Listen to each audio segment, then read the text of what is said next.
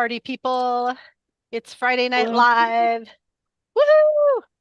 I'm Kimberly, Queen of Swords for Hire.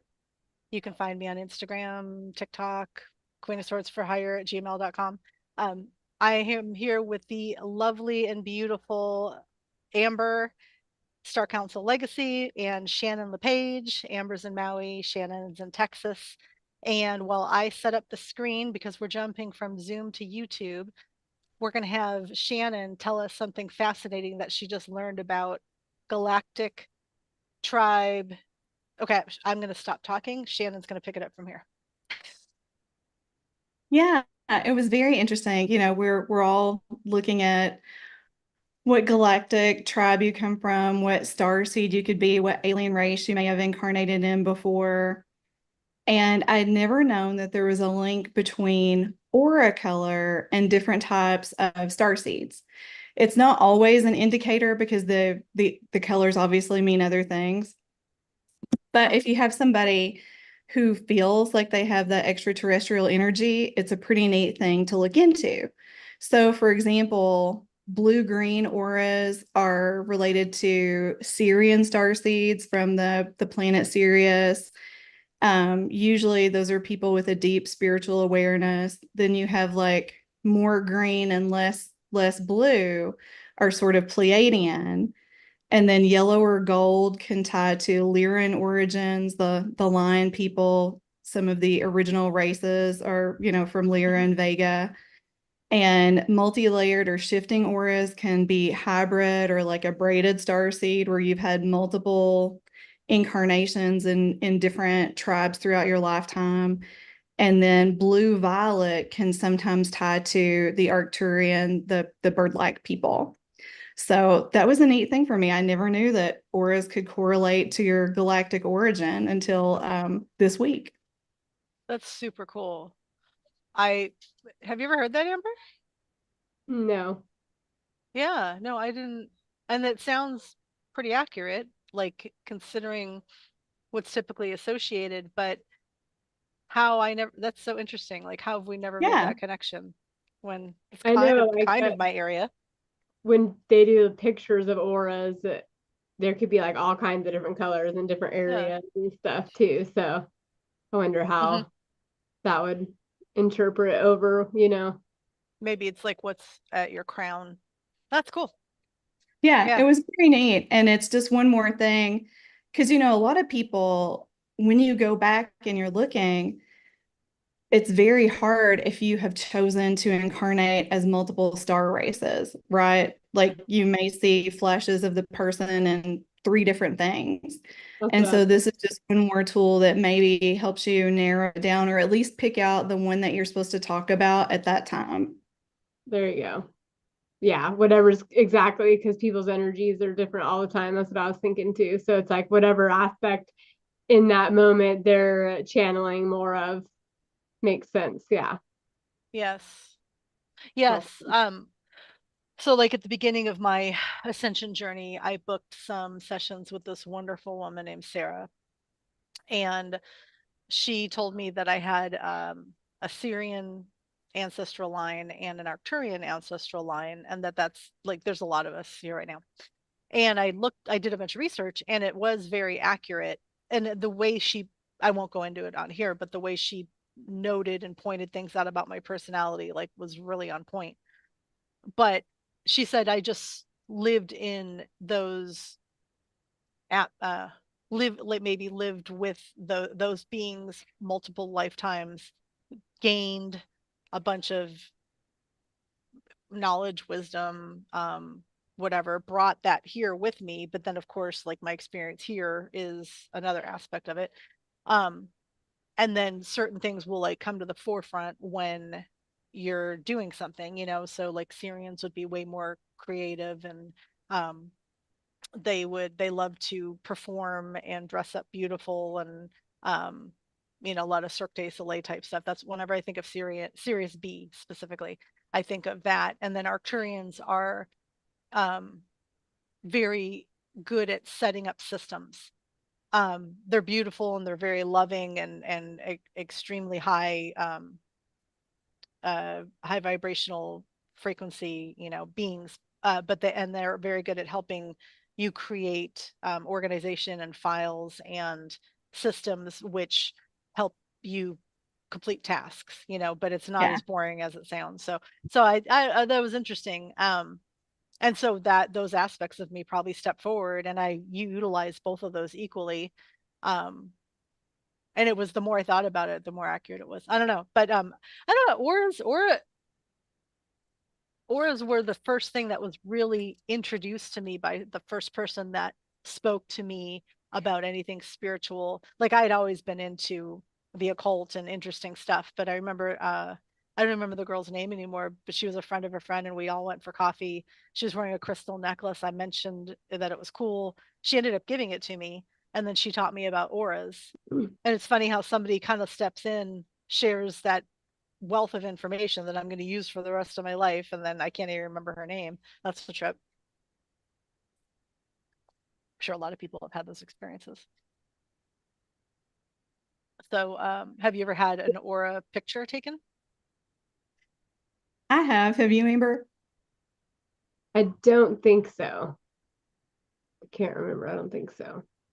I've been to psychic fairs where they do it, and I've had friends do it, and I've seen like people read the auras and stuff. That's when I saw like all the colors, the different colors around the aura. So Mm-hmm. yeah, it's so cool. And I was thinking like then you have all the different energy bodies, right? So then that can be all different colors and frequencies too. So interesting. I know it. Can you see the colors in You, auras? it's actually pretty, for me, it was pretty accurate.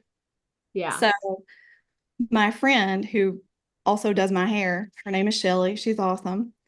And Shelly, John, and I went to this place in San Antonio called the Black Swan Inn that's known for like having occult festivals and little fairs and stuff. And we went there and we walked around and we were talking about auras. And I told Shelly, I'm like, your aura is like primarily pink. Like there's some purple in there, but it's like you have a really pink aura. And then I told her what John's was, and John told her what mine was. And so we were in line, and the line was taking forever. We were going to walk through like an exhibit thing. And so we did the pictures, and they were very accurate. Hers was all pink and purple, and mine is like very yellow, green, and blue. And John's is green, blue, and a little bit of yellow. So we have like the same colors usually floating around, but sometimes they go up, sometimes they go down. Sometimes you're angry and they're like orange or ruddy red or another color, but it was pretty accurate. Wow. Pretty Nice to cool. get a confirmation.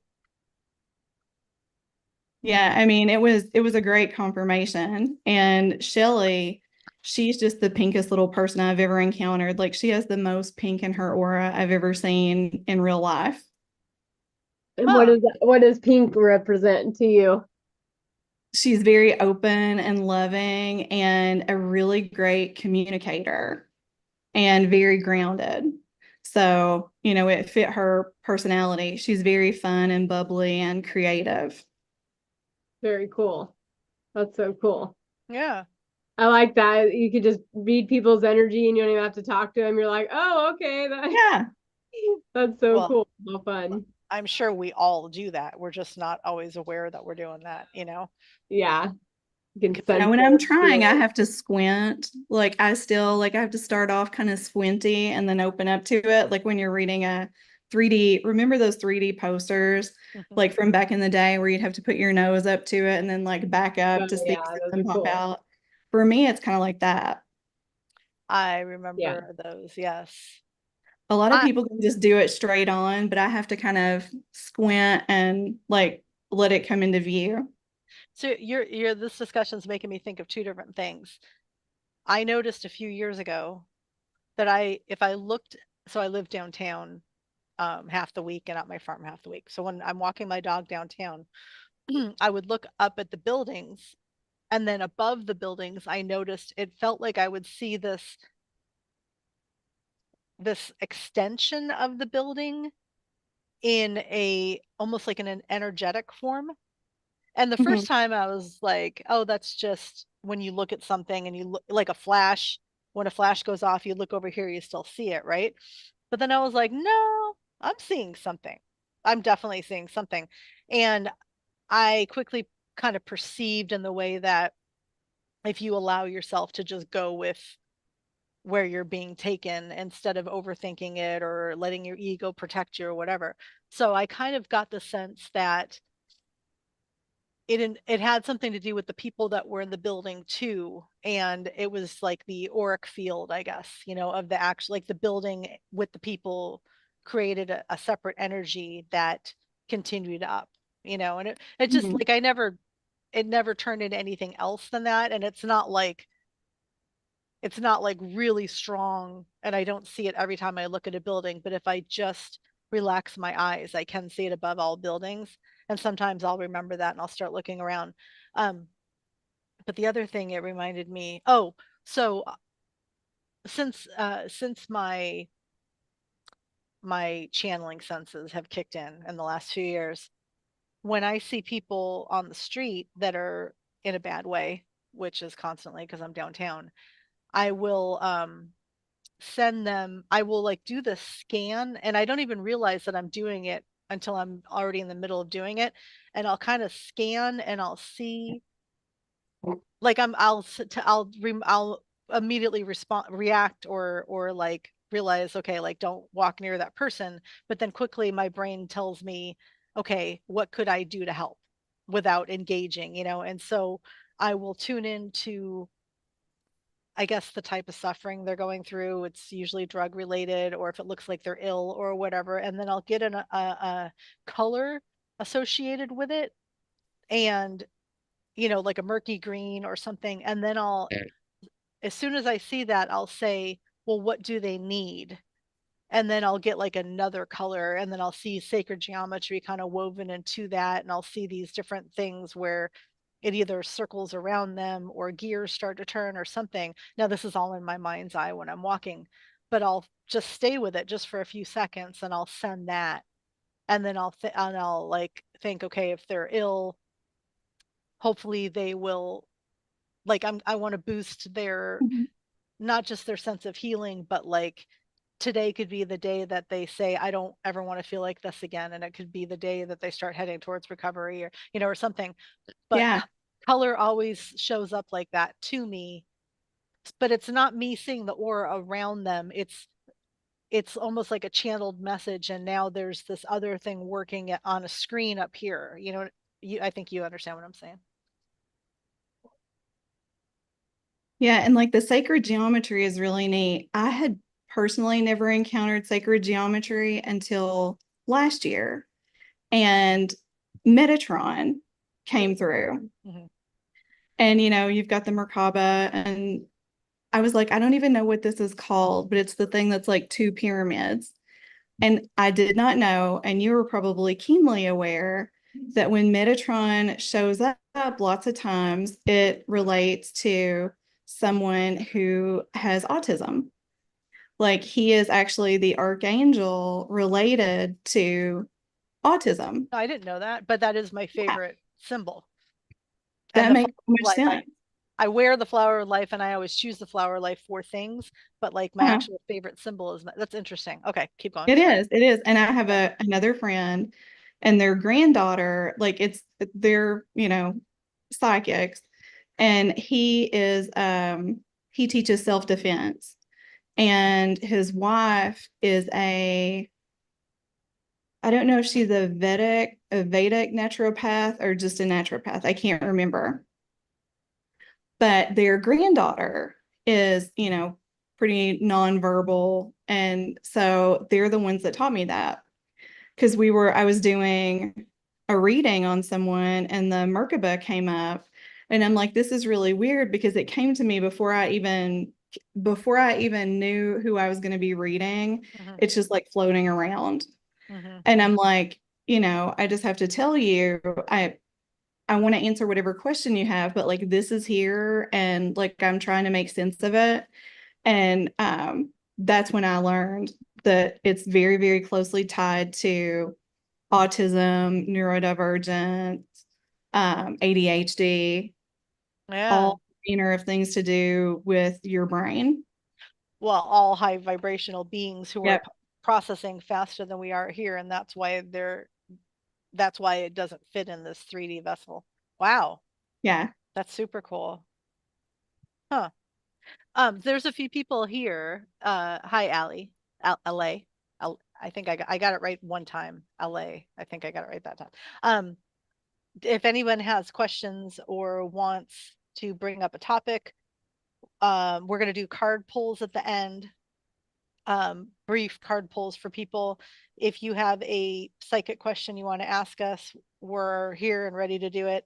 I also brought a Divine Masters deck and a Mystic Martian deck for Starseed or Galactic Heritage information, which we can all speak on after I pull the cards. So if anyone wants to drop anything into the chat, please do so. We're really here to feed off of that. Well, we'll just keep talking, but by all means, drop your questions or your comments in the chat. Do you have a favorite sacred geometry symbol, Amber?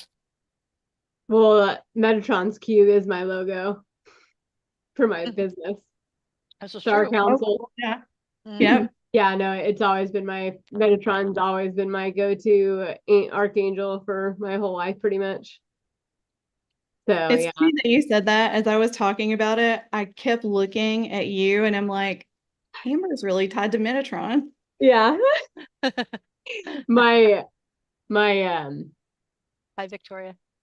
my logo is always, I've changed it a few times, but it's always the main core of it's always been Metatron, and the colors is like a kind of like a rainbow watermelon tourmaline colors, and that's the color of my logo. And I didn't even like do that on purpose the first time, it just ended up the designer made those colors and I really liked it. And then I realized, oh, it's the same colors as Metatron's even related to. So yeah, Nice. pretty fun. And then have you ever heard of like the Metatron, the what is it, the Clarion Call books? No. No? I can go get them, but those are really cool healing books and activations. Oh, So neat. maybe we can do one day on here or something. That'd be fun. That's a great idea. I need Yeah. to get a sacred geometry deck. I'm more of an oracle card person, not like a tarot reading person. Um, note to future self, look up a sacred geometry deck. That'd be fun to do pulls on here for that. Um, huh. Yeah, when my introduction to sacred geometry was, on the ascension journey, you start seeing all the stuff. But I would, when I first started getting downloads in the middle of the night, when I would realize that I was awake, but my eyes were closed and I was being shown something, I would see sacred geometry a lot, like forming, moving, um, sometimes in combination with petroglyphs. Um, we're having dove input. I don't know if you can hear that. Um, and then sometimes these really cool panels would come down in my vision, and then one would move forward and I'd see them shift and turn and move, and then it would go back. And clearly I was getting some kind of download or message or something that I didn't need to understand what was happening at the time, but I would remember it in the morning, which was very cool. Yeah. Uh, I love sacred geometry. And if Well, I I'm, think it really lines up with your gift for light language too. You Yeah. yeah, know, the two are so tied. Yeah, totally. I activated, well, I didn't realize it. You guys didn't tell me for a while, but I activated Amber's light language, so she does it too. Do you do verbal? I know you do the hands like me, right? Yeah. And Yeah. I thought it was more common that people use their hands because I learned most of what I knew in the beginning about light language from Tyel, and he uses his hands, but I guess it's not very common.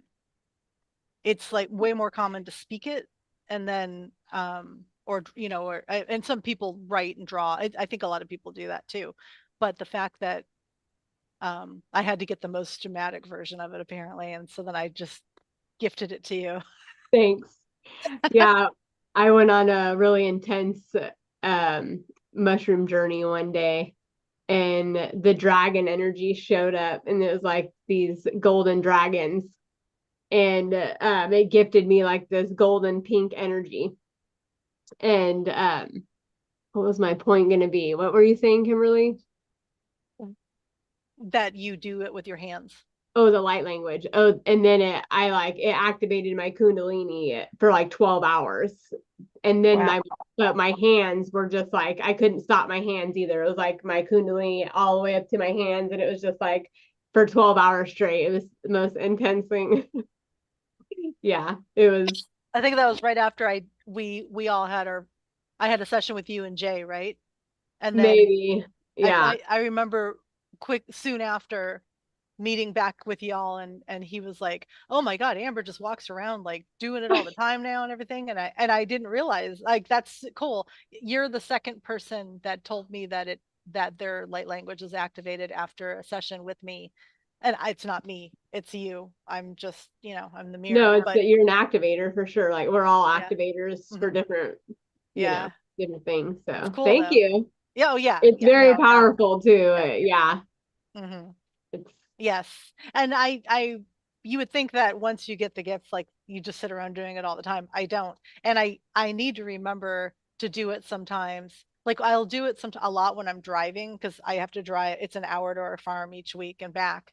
And I can safely do it, but no one's around me. And so, I typically leave one hand on the wheel, obviously, but um, it really helps bring me to balance and in a flow state. And I yeah. really enjoy the drive when I do that. And I always, in my mind, I received this and off in order to share it to help others.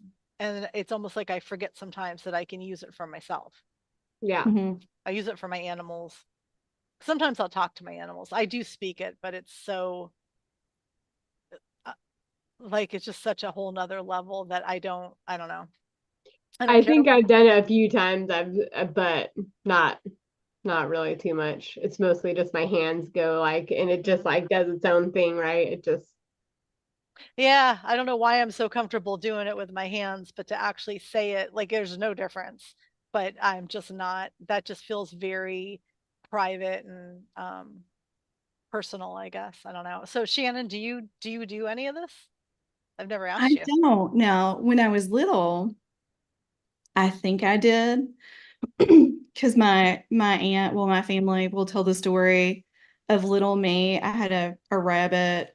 All my rabbits were named Hoppy, and my rabbit died, which, is not terribly uncommon when you're a little kid, and I probably held it too much, too long.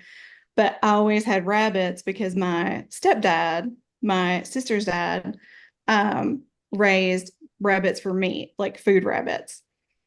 And so I had my rabbit. My rabbit had passed away, and we buried it under the apple tree in my grandparents' yard.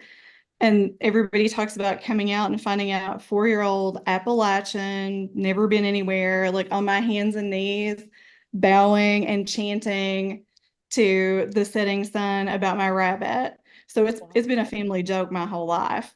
And later on in life, when I learned about light language, I was like, I Mm, kind of suspect as a child, I was sort of in that zone and definitely getting something because well, they're like, you were like saying all this stuff, like not even in English, like you were just like mm, saying all these weird words and like wow.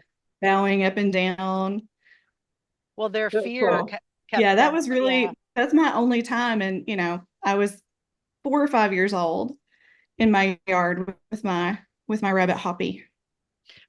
And Wow. we can't That's cool. blame our family members for not comprehending at all because when it happens to us now, it's like hard to grasp, right? So to have a child do something like that, but I really hope we're close, and I think we are. I think the internet has really brought us a lot closer. That when people witness their children doing something like that, instead of being afraid of it, they actually give it grace and like start doing some research and find out that other kids are doing it, and then honoring it and acknowledging it. Imagine how different your life would have been if at that moment your entire family embraced that you remember who you are and that you can go through the rest of your life now completely remembering who you are. It doesn't. Oh, yeah.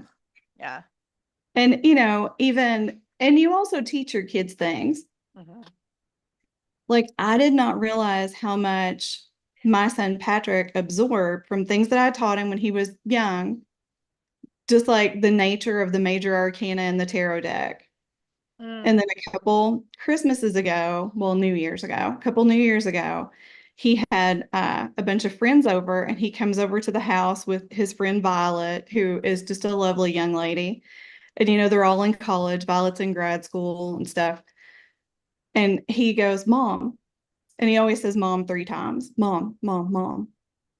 Will you read Violet's tarot cards? And I'm like, sure, I'll go get my cards and read them.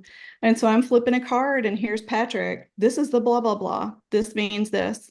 And I was so stunned. Like later, I kept saying that night, I'm like, John, I can't believe he actually remembered all that. Like, I didn't It think activated him. teaching him that, he Yeah. paid attention.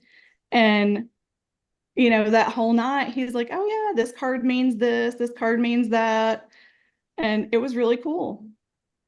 That is, well, it reactivated what he learned. And also, of course, we remember the things that are truly important, right? Hi, Sage. There's quite a few people in here now. So if anyone wants, again, I'll repeat it, drop your questions. You got a bunch of psychics here to answer free. Drop your ideas, the topics you want to talk about, anything interesting that came up that you want to be discussed. I have Galactic Heritage cards here and Divine Master cards here. If somebody wants a card pull, where I would pull it, it would be for you. It's clearly, obviously, going to branch out, and the topic that comes after it will be for the group. But by all means, please ask away. That's what we're here for. I'm excited for somebody to ask for a card pull. Who wants a card pull? Yeah. Yeah. Aloha, everybody. And at the end, Amber will do more personal, like where she can dedicate 2 or 3 minutes per person to an actual question. But we're going to save that for the end so that it's a free flow discussion up until that point. And then if you want to wait or jump back in at the end, we can actually give you some like a personal reading. Amber asked me if I have felt weird in the last few days, which is just the most common question in our lives right now. And Sage and I were talking, Sage, who's in the room now, we were talking about how last night was just kind of wacky, like disrupted dreams and waking up a lot. I was just looping. I remember last night saying, like, I just need to, like, what can I do right now to chill? Everything should be fine. Like, why is my brain like this? And then my son has been in a great mood today, but super manic. And he's been also speaking light language the entire day. His is very similar to like a Native American dialect. It's very, or it probably is specifically one, Navajo. But it's such a trip to hear that. I'm so used to it that I forget like what an honor it is to have somebody speaking that in it's like I have a little wizard in here off to the That's side. awesome. Yeah, just I think, what did I say to Sage? I feel like or he's giving why intense wizard activating spells and magic and stuff in his room. Like, that's what I feel is coming over here. Well, The and fact probably a that, lot of healing. yeah. Like, astrologically, everybody was like, hey, we're shifting Venus into Libra.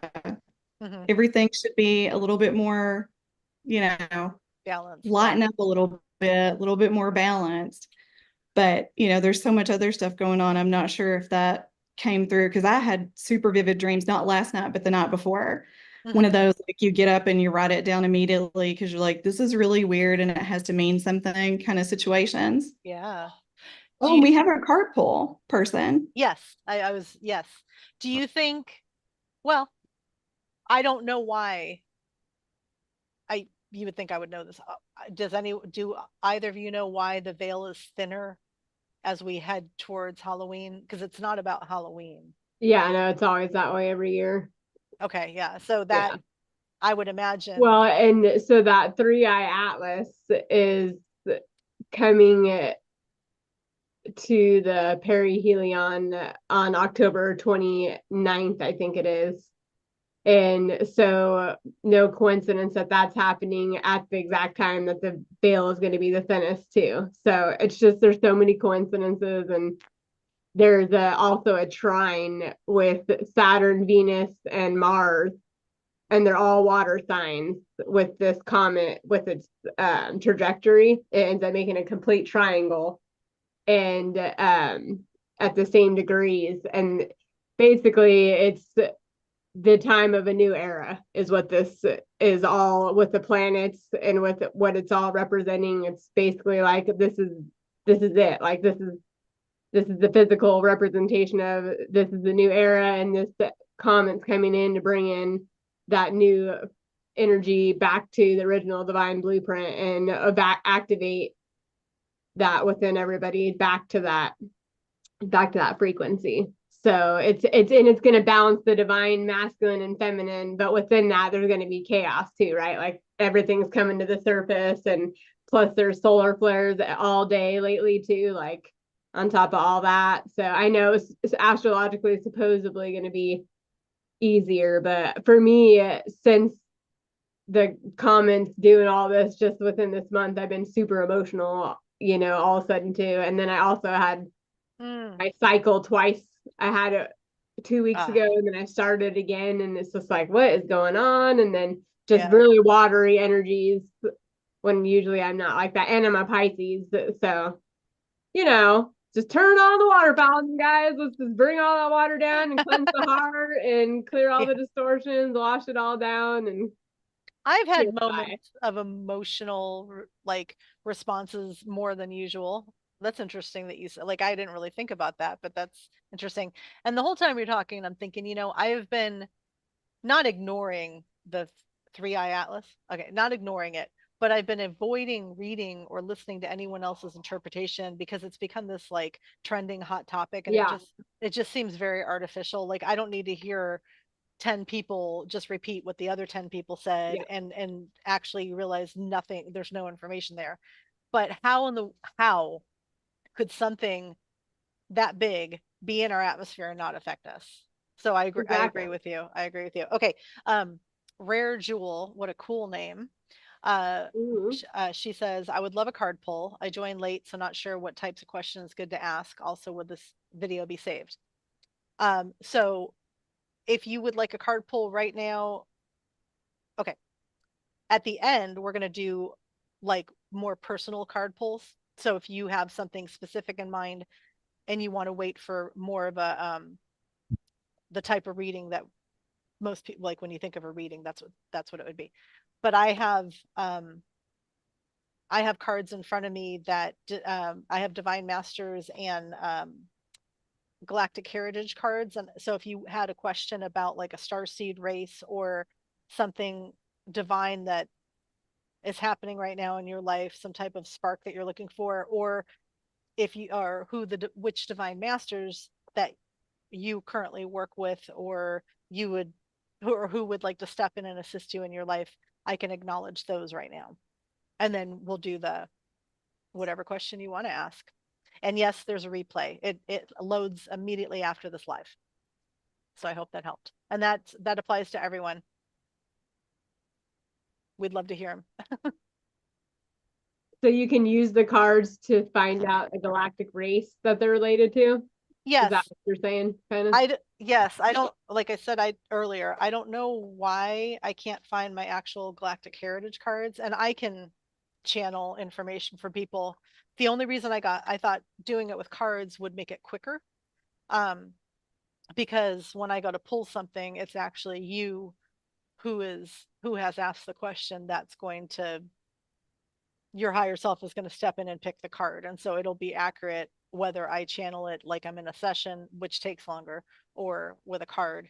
I will find those cards for the next live, but right now this deck has a lot of sacred geometry in it, and then also different elements and starseed races, and then um, some fae type beings. So you can get a lot out of this technically. Whatever wants to come through is going to come through. And then the divine masters, I think everyone here knows what that means. Oh, okay. Was there anything else that either one of you had thought about during the week that you wanted to bring up, ladies? Well, I've really been focused a lot on the galactic. Mhm. That's sort of been my focus. And back to the weird, wonky dream, I dreamt I was with a group of people and I knew some of them, but not others. And we were going to Ibiza. Okay. I don't know where Ibiza is. Like real daytime me. I don't know. I've just heard that word in a song before. But And in my people dance, dream, people go out right? and party there, and you're rich. Yeah. Yeah. In my dream, I was like, oh, Ibiza's in Spain, so this won't be a problem. Like this will be, but like daytime me didn't know Ibiza was in Spain. I didn't know And that. I had Yeah. this like weird, bizarre synchronicity. I dreamt of going to this hotel and it had a very specific look. It had like this half wall and some water. And it was called the Palladium because, I woke up and I started Googling stuff immediately to try to figure out Yeah. what it was I had seen, why I would be like attracted to that or dreaming of that. I still don't know why. But that's called it was the Palladium or whatever. And then I was looking at Ibiza and there's a movie theater like 15 minutes from my house and it's also called the Palladium. And then one of the main towns on the island of Ibiza is San Antonio. And the Palladium that I go to is in San Antonio, and I live just north of San Antonio. So I don't Okay. know what all that means, but that was my weird thing. And I mean, there were some departed people from my life there. I mean, it was just really weird, but I didn't get any sort of definitive message, but it had me thinking, how many times have you guys encountered something either in channeling or dreaming or light language that you look into and it turns out to be 100% accurate that like daytime non-connected you doesn't know? Yeah. Um, wow. That's like that's a whole other episode of in this series. I mean, That's it really really cool. is. That's really cool. So when the first thing I got is look up ley lines. I think there must be some connection with where you are in Ibiza. This is just, I'm assuming. That's a good Um, idea. and that's so cool. Yeah, it's I I've heard of Ibiza, but barely paid any attention to it because Yeah. my very limited information. So that's what's cool about it though. And it needed to be something. It like your higher selves and your guides dropped that in because they knew you don't know very much. So when you start to unravel this and it all starts to make sense, there's way more magic to acknowledge because how would you know that, you know? Um, Huh, that's cool. Yeah. Hi, Sydney. Nice to see you. Our friend Sydney, our friend Sydney has joined. Oh, oh, good. You're okay. You have another device on too, Amber, so you can see the Yeah, chat. Okay, I rad. turned it Okay, on my phone. Yeah. okay. So hold that thought because I want to come back to it, and also I'm going to share some interesting thing that keeps happening to me with dates, and it that what you just said brought it up. Okay, so Rare Jewel, I pulled Saint Germain, which is oh really Not okay. I'm gonna. gonna do what everybody does where you have to keep moving until it focuses. Okay, so it says alchemy, release the old and make way for the new. Oh, I didn't even see it first. As soon as I saw this card, my brain said violet flame, and now I can see in very small letters it says it. But so Saint Germain has a huge presence up in Mount Shasta. Mount Shasta is the root chakra of Earth. Um, he is rumored also to be Merlin. it kind of depends on how you feel as you look up more information about Saint Germain, but you will see, Oh yeah, um, he is. Yeah. yeah, you'll Same see, frequency. huh? He's the same frequency as Yeah, Merlin. Same as different incarnation. Yeah. right. And um, so Rare Jewel, if you're familiar with if you're not familiar with the Violet Flame, you could look up some videos of people channeling the Violet Flame and talking about it. It is, in my experience, I received it by listening to a kind of like a spoken activation um, download thing that I had, real, not in my head, where she was talking about the Violet Flame, and then I actually saw, I was driving at night, and I saw ahead of me on the left hand side, the atmosphere in front of me got purple, and at first I was just thinking that it had something to do with like my headlight or where I was driving heading into Roswell, by the way, and um, but then I was like, no, that's purple. And it's just me and my son, right? And I'm like, there's no denying it. I just have to go on belief and faith. I know what I'm seeing. I know what I'm seeing. And then I felt my hand get really activated, and I felt like I could feel it right now. I could feel like a flame dancing, not hot, but I could feel the energy of it dancing on my hand. And I realized that I was receiving it. And so all that going back to you now, I would say, let's see if you, okay.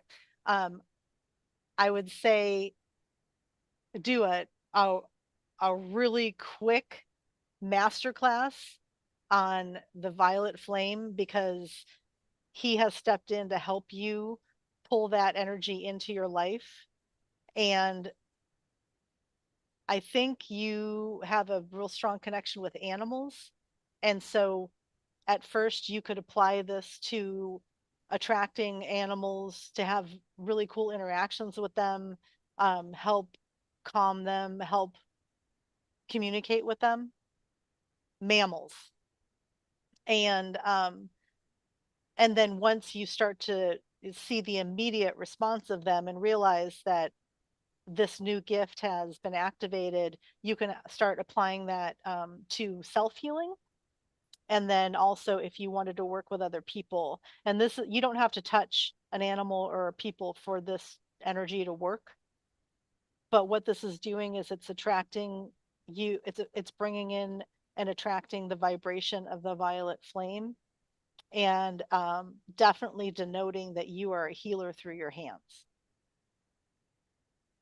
I'm going to say hi to other And this is people, and then weird, you but can. do you have any connection to music, Rare Jewel? Because like I keep hearing music. Do you play an instrument? Or are you connected to music in any way? And Jay and I are teaching a Holy Fire Violet Flame Reiki class tomorrow, by the way. So what do you know? It's powering up. Yes. So if Rare Jewel, if you're interested, you can go to Star Council Legacy on .org.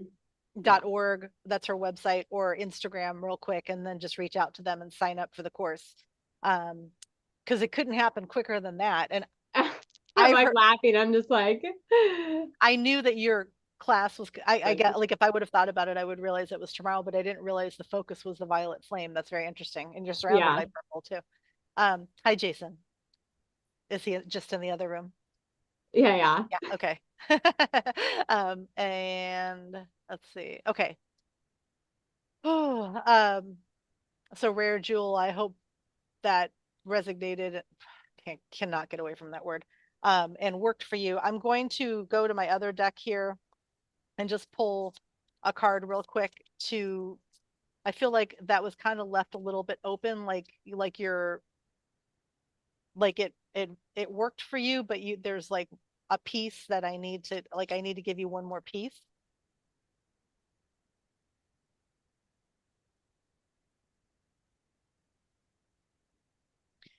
Okay, well, I don't want, okay, so the one that just came through is, it's its initials, it's MIB, and it's this is a weird card, but I just wanted to dismiss it, but then I was like, nope, don't dismiss it. So have you recently had some interactions with people where you feel like either you've been bullied, intimidated, or you're dealing with a lot of confrontation in your life?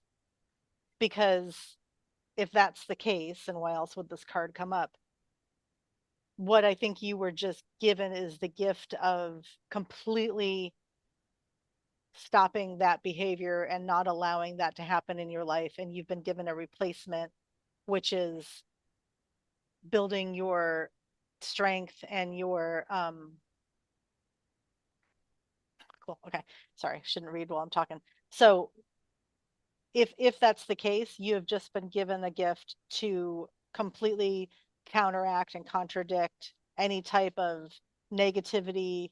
I think I'm getting confrontation seems to be the strongest one. Like maybe you've been invited to more arguments lately that you never have to participate in, but because you are growing in awareness and abilities, you are starting to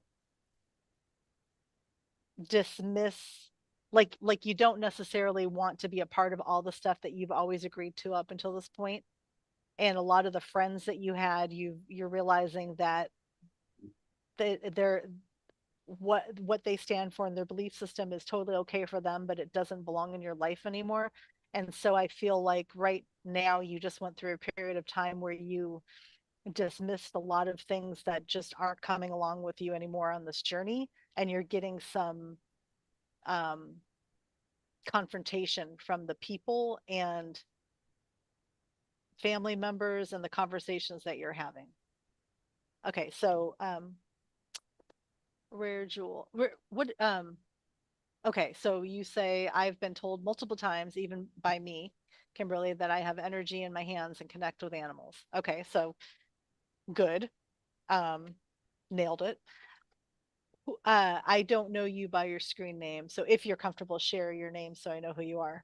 Uh, was any of the thing about conflict and confrontation accurate? I mean, I hope it helped.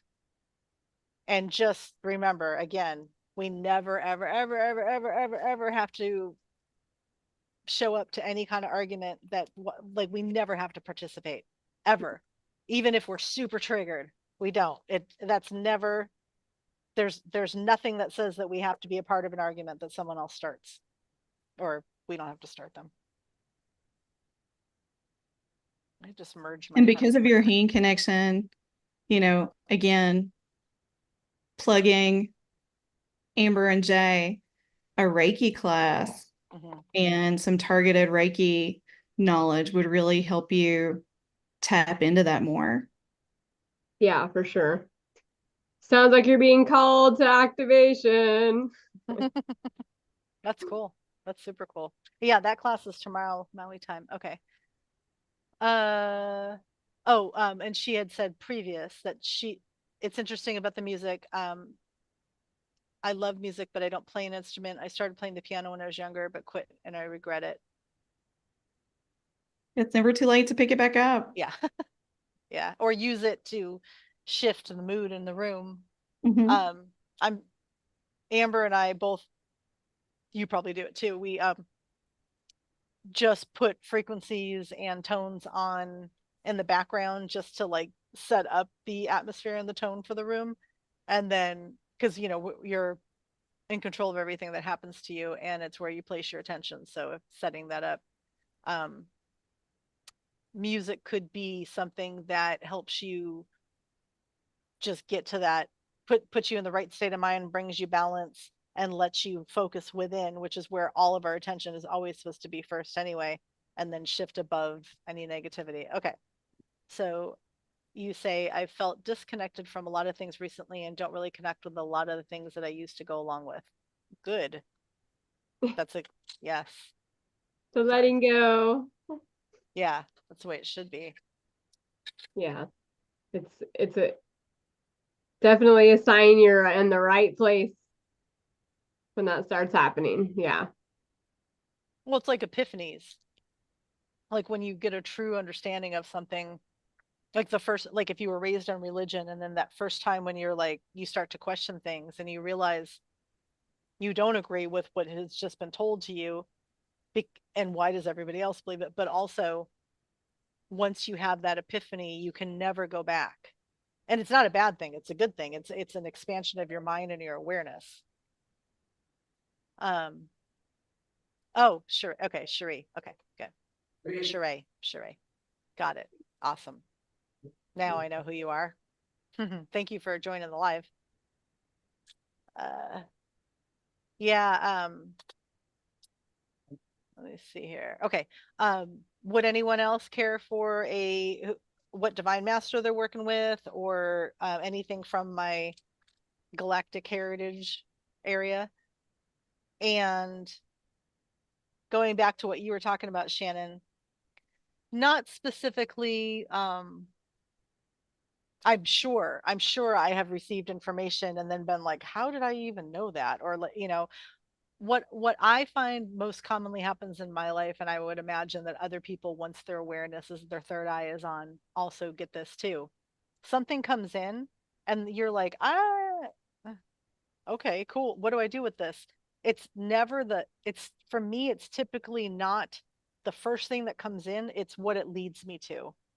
So, like for you, go look up ley lines and watch. There's going to be some really random direct connection right to Ibiza from Texas. I don't even know how that works, but I bet something like that's going to happen. No, this happened to me last night, and it happened to me a few months ago. No, sorry, a few years ago. So when I first came out on the spiritual ascension journey, I listened to Dolores Cannon nonstop. I would just play her stuff over and over again. I would fall asleep listening to her stuff. I'd wake up in the middle of the night and put it back on. And I did not mind that I was hearing repetitive information, because there was no way that I was going to get it all at once. And I loved, I just, I just loved learning from her. I loved learning from her journey. And I noticed, I think 2 or 3 times, I was listening to this. They were replaying something called something like the Intuitive Hour. I think I'm wrong, but there was an internet-based radio channel that she was a part of, and she used to show up and do a live every week. And there's on her channel, they'll replay these. So I went through, in addition to listening to her speak at conferences and interviews, I was also lucky because every week a new episode of her show would come on, but they had been recorded years ago. Okay. On 3 occasions, I realized because she would always say the date, that I would look and and it would be that date.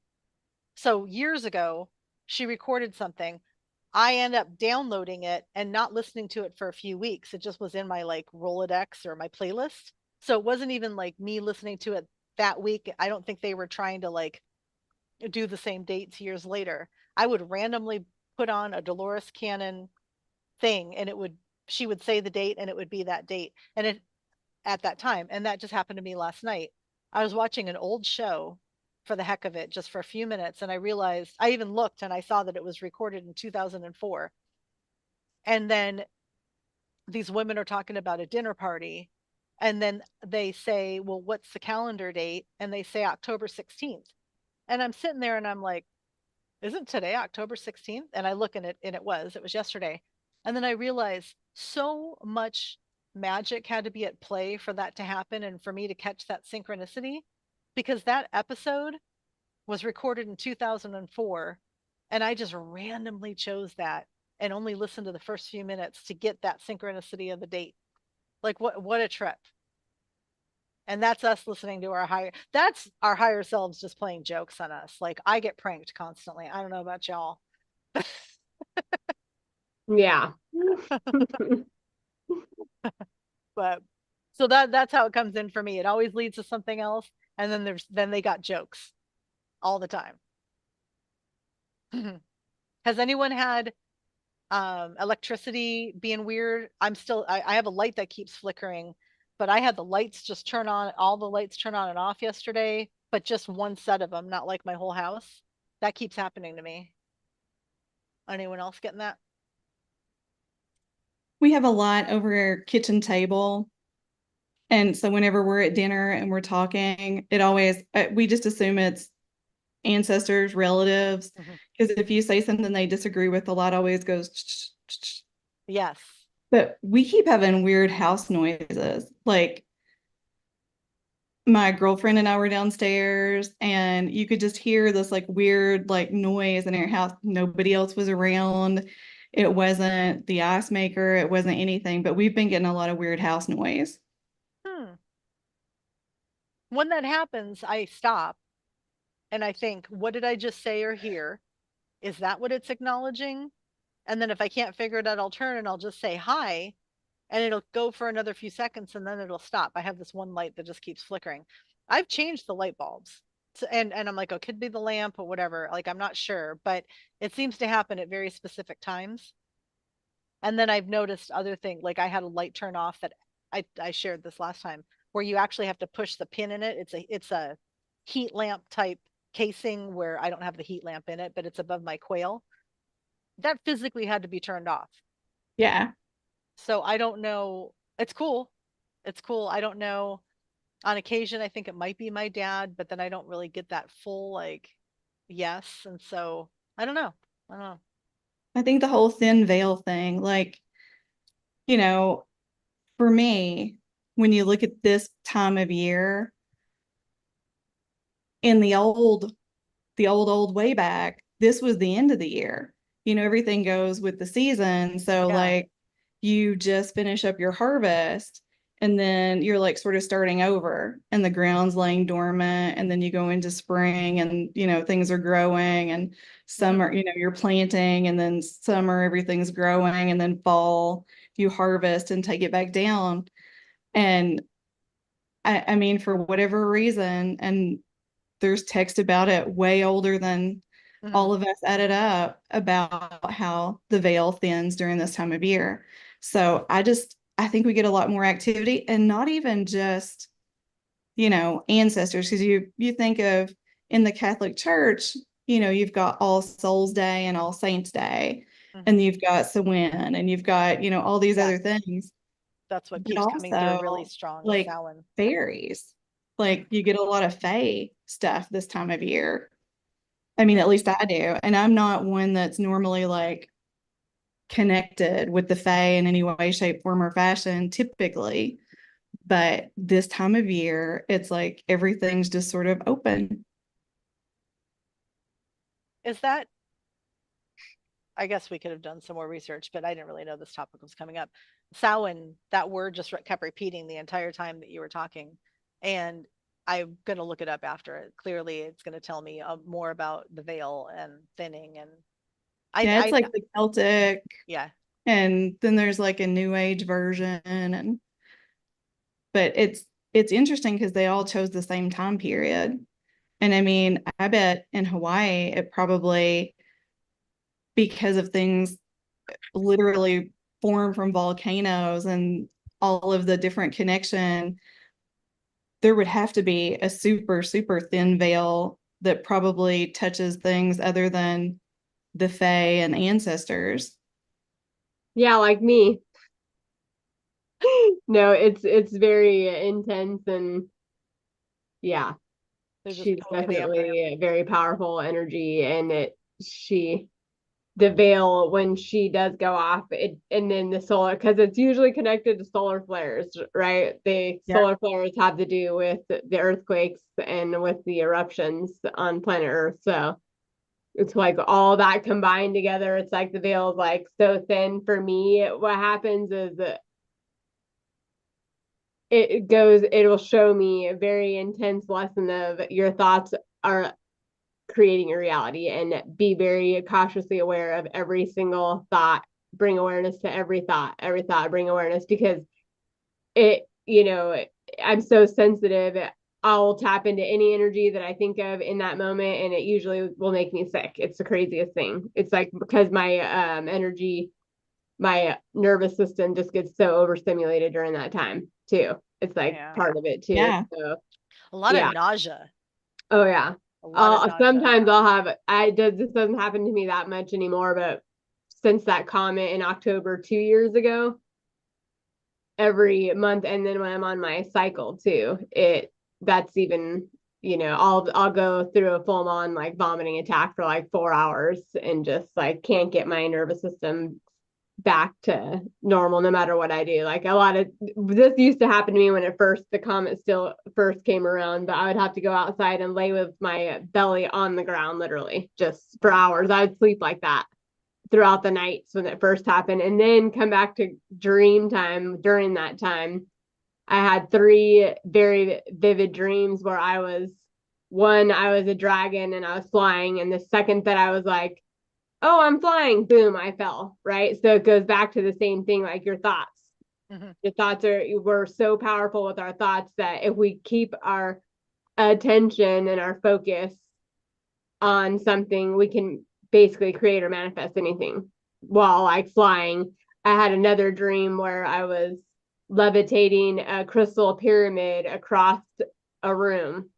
And I just remember specifically, and it was K2. I don't know if you know what that crystal is, but it's like white with black speckles and it blue azurite in it. And so I looked that crystal up and I went and found one at a smoke shop down the street, and it was like a pyramid shape. I can get it for you guys actually. And it was basically the same as that pyramid. Wow. And yeah, so I was able to move it like just with my mind, move the pyramid across the room. And then another dream I was walking on water. This all happened during that comet, during that time, within a certain week. I had these dreams, and then I continued to have the nausea and throughout the months and certain specific times, and I started tracking it with the sun, the solar flares, with the volcano, the earthquakes, all that, because I was like, what is happening to me? And then I would track it with my cycle, and sure enough, it was like every 2 weeks when the volcano would go off, when the solar flares, and we're in solar maximum right now still too. So, and then now we have 3 comets in the solar system, and I'm just like, oh boy, here we go. But it's interesting. It's different this time. It's definitely different this time. We're entering the torrid meteor shower time period now, right? Because we're in it, because Taurus is opposite of a Libra, so that the meteor showers happen right around now too. Wow. And it's like everything in me is like, yes, this is true. And then there's that part where I'm like, am I making all this up? Am I part of a group that we're all just making it up, and so we're just feeding it to each other, but like, no, it you know what I mean, like a mass hysteria, but no, because there's undeniable. We can do that. We have that ability within us. It's always been there. It's just the focus of our thoughts and our attention. And that's how you manifest, is your desired intention, your thoughts, your emotions, your actions, and your behaviors. And so if you can be aware of all of it and stay not lie focused on all that and really just hone in on whatever it is that you want to manifest, it's like it will manifest no matter what, because that's just how physics works. So would you say that now is a really powerful time to bring new things in? Yes. Oh no, I mean, this is it. We're building the new earth. It's like the ending of the old is crumbling, and that's not our, we don't focus our energy on that. Mm-hmm. That's my advice to anybody is quit distracting yourself, quit getting high off the freaking, ups and downs of the darkness, the low vibrations. My ear just rang so loudly. Like so much where I moved for like the headphones has anything to do with it. I'm so sorry. Keep going. No, you're fine. Yeah, don't feed into the negative. Yes. Don't feed into the negative narratives, the timelines, the spiritual, woo-woo channels out there. Everybody's projecting fear, anything that projects any kind of fear and it's taking your energy, don't even bother, right? And it's if the title says this is going to fix you, it's not. Yeah, exactly. It's all just a distraction, and back to the new, right? That this comment's here to show us and prove to us that this is the ending and the new beginning. And this is where humanity comes back to unity and And yes, sovereignty and taking our power back. And Mhm. and the only way that's going to happen is if we get help, like galactically, right? Because we're Earth and galactic, so we we're are not made of just stars. Earth, right? So we have to remember to we're spirit, and we're physical, in the Mhm. spirit realm and the physical. There is no separation. It's just an illusion. A few hours ago, I heard my son's name is Forrest. He was in the other room, and he said I heard him talking about these characters that he likes, these deer, and he named three of them, and he said they were all made from stars. And then he just kept talking, right? And I stopped and I was like, dude, I'm so lucky to have someone that reminds me of things like that. Like what a and boy, I'm good job, mom. Like that's what I want. I want you to know. I want you to know the truth of things. And um I heard the other cool thing that I totally agree with you. I heard something really cool the other day. It was a reminder that, please let me say this right, the existence of hydrogen in our cells is hydrogen only produced in outer space initially, and the fact that it exists in our cells means that we are products of stardust. I swear it's hydrogen. It's something like that. And I that was it's so simple and it's scientific. And um that's very Yeah, cool we are stardust. that Yes, we are stardust. Yes. Yes. Um from the cosmos. yes. And we're so much greater than now. I just I it just came back. I got a nudge to say it before and it just came back. We are actively removing things that no longer serve us in our lives. So how I had mentioned that to I like your screen name, Rare Jewel. Um,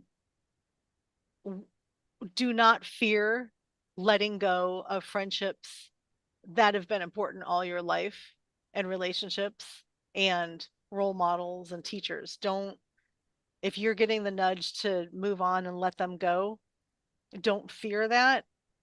And you can be a little bit emotional about it, but understand that you would never lose someone, or if you weren't ready, they wouldn't leave. And whatever purpose they served in your life was important, but now is a really good time to do a big cleanse to free yourself up for all the good that's coming. And it's not disrespectful, and it's not um it doesn't serve you anymore. Like we are programmed to do things out of habit. We're programmed to agree with things that we don't like, to do. Like I have trouble with the holidays sometimes. I enjoy Christmas. I enjoy because I love the cold. I'm such an ice queen. So everything associated with this time of the year makes me happy. Yep, Christmas music makes me happy. Christmas trees, lights, and all that stuff. It definitely feels way more romantic and inner child. But I have such a problem with all the commercial stuff that around holidays, and the um the old systems that we just don't need to participate in. But then it's hard because it's actually fun to dress up for Halloween. So like you can take the bits and pieces that actually really feel like you and authentic you, and then you can dismiss the other stuff and not just do things because you've always done it before. Or like I don't go to bars anymore because I lost the desire to drink a few 2 3 years ago. Not that I'll never have a drink again, but my body doesn't want it. And so for a while I was still participating and going out with my friends, because why wouldn't I, right? But then the last few times I'm like, there's nothing about this that works for me anymore. Like we're not having deep conversations. I'm watching people hurt themselves. Like it ruined it for me just to go out and have like a casual good time with the people that I have kept, that I truly love, the very few that I actually want to spend time with in the physical. But I've just like that's over for me. And instead of feeling like, I'm not being judgmental, I'm not being uppity, I'm not saying I'm too healthy to go to, no, none of that. I literally don't feel comfortable there. It's not authentic for me to do it anymore. And anyone in your life that loves you and cares about you and wants to see you happy is not going to care if you don't want to go hang out at a bar or you don't want to hang out in a group. It's you're going to get a way better rate consciousness raising conversation with one or two people than you ever are with 10. It's unless you go to a retreat or something, and and there's Plus, letting go of the old allows for the new, way better version of friends and people to yeah. come into your life. That's just, we sometimes we hold on so tightly to things because, we don't want to or afraid, this and that. But it's like, if we just know what's on the other side of that, it's just so much way better, way less stress on the body, way, you'll feel so much better. It's just that people are so afraid of that unknown and, just and hurting people's feelings and all that stuff. But it's like we have to set sacred boundaries for ourselves and take rapid responsibility for ourselves right now. And if that means letting go of people that are in your field, in your environment, that are making you feel a certain way, not in peace and harmony, then it's time to move on and allow Yeah. more people like that are, at that frequency to come into your life, because it's not going to happen unless you let that go. We have to let the things that don't serve us go in order for the new to come in, right? So we have to let this system crash down Yeah. and know that it's happening because it has to happen. We need it to happen. That's just the way that, this Yeah. matriarchal system has to go, right? So it's like we know that things have to be let go of. We have to let it go, and to kill something, to get rid of something, you just starve it of its energy, our attention, right? So if there's anything, any Yeah. people, anything in your environment, if there's something, if there's a thought in your mind that is driving you crazy, or an experience, it's like we have to learn to just feel it, let it go, and move the body, get it out of the body, and yeah, umua, move forward. Let the Mm-hmm. new come in, be open to receiving. And embrace it and don't fear it. Yes. Well, and okay, sorry, Shannon, that was adorable. Your little She's a dog. mess. This is Lola. Hi, Y'all, Lola. so She needs cute. copious amounts of attention. Yeah, Lola's like, wait, you don't want to make out right now? It's live. She's a kisser. It's so cute. But yeah, like, and it also naturally falls away to your point about not giving it energy. These are Mhm. the people in your life that you often find. Those are the people that you're making more of an effort on your end than they make for you. Yes, yes, yes. And again, it's where you place your attention. So thank you, everyone. We'll say it throughout this whole time. Thank you for showing up and being part of this and being in the chat or just watching. And like, this is your tribe. If this is where you're placing your attention, I'm not saying, we're wonderful. We are wonderful, but we're talking about solutions. We're talking about positivity. We're examining what's going on in the collective, and also we're using our self-awareness meter to to decide like what feels good and what doesn't. And so if you are looking for a new place to if you're looking for groups of individuals who are always focused on the positive and looking for solutions, whatever, you found your place. And we want you here, and thank you for bringing that energy, and thank you for, we attracted you and you attracted us, so thank you. um be play be very aware of the people that are in your life that where you've always kind of thought about, let me get on the phone with them because it's because I want to catch up with them because I always have. They're a distraction, so you don't have to think about your own stuff, but that distraction is based on them complaining a lot. It's really important that you start to weed yourself out and not allow people to just call you and complain. I had this conversation with my friend last night, and I just thought about that now. She was telling me that she put her phone on do not disturb for the first time ever for a few hours on Tuesday. And I was like, okay, cool. And then she went on to explain that the three people that call her every day just complain about their life. And I was like, okay, well, thank you for that not being in my. I used to have friends like that, and I couldn't do it anymore. Years ago, I got rid of it, and then slowly it's led to this like I'm in a really pretty good place now. But I told her, I'm good for you, man. I'm proud of you. I mean, your friends, they need to hear that, but you have to. What I was explaining to her is that they weren't calling you because they respect you. They were calling you because they were literally talking at you and just being negative and bringing you down. Like but even by listening, you were matching their energy. And I'm so glad that doesn't feel good anymore because no one should be answering those calls. If somebody has a legit problem and really needs help and they're too close to the problem to see it and your objectivity helps, fantastic. You're a good friend. But if you're having the same conversation with someone for 10 years, that it just sounds slightly different every time, but you realize it's always been the same topics. They're never trying to improve. They just love to complain. Don't limit yourself, set boundaries. Absolutely set boundaries. They love you, but they don't love themselves enough to treat you with respect and not. Why would they think of you? Dude, I'm in a bad mood. I'm going to call so and so. That means you're allowing that, and sorry, I feel like I'm on a rant. But forever, whoever needed to hear that, like let these words trickle back in because it was I talking to her last night was a good reminder. And it also I love when things show me how far I've come.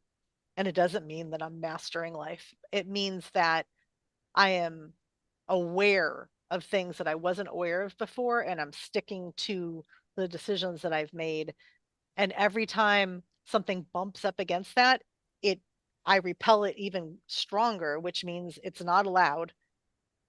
Because the moment you let that negativity in, you're going to start letting in from all angles, and then you're going to be wondering why you're in a bad mood all the time.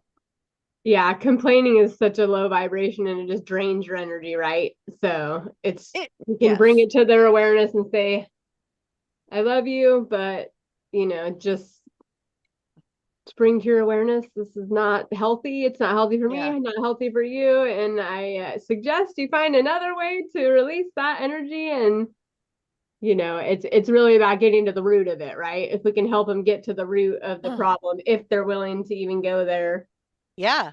Well, if they're even willing to listen. But most people in that space that are stuck in that loop, you're talking to deaf ears, right? It's like not yeah.